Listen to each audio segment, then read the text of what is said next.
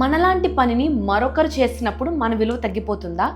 వష్టి అందంగా ఉండొచ్చు, కానీ ఆమె అందం వల్ల వచ్చిన కాన్ఫిడెన్స్ ఆ గొప్ప విందులో బలహీనపడిపోయింది.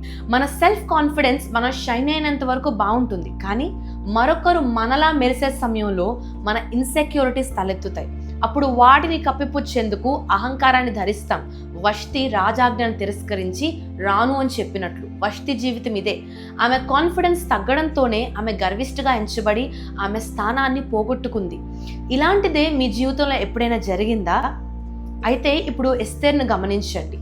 ఆమె ఒక అనాథ, పరదేశి కూడా, కానీ తన కాన్ఫిడెన్స్ తన దేవుణ్ణి బట్టి ఆమె ధైర్యాన్ని అంటే కాన్ఫిడెన్స్ని పెంచుకుంది. అందుకే ఆమె స్థానం ఎప్పటికీ కదల్చబడలేదు, క్షామకాలంలో కూడా.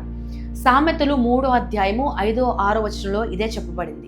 నీ పూర్ణ హృదయముతో యెహోవా యందు నమ్మిక ఉంచుము, నీ ప్రవర్తన అంతటి యందు ఆయన అధికారమును ఒప్పుకొనుము, అప్పుడు ఆయన నీ త్రోవలను సరళం చేయును.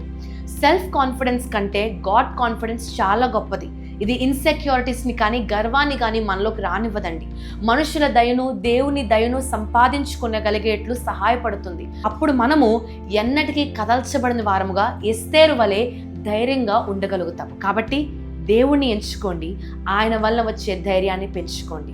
దేవుడిటి ధైర్యంతో మిమ్మల్ని అందరినీ దీవించునుగాక. ఆమేన్.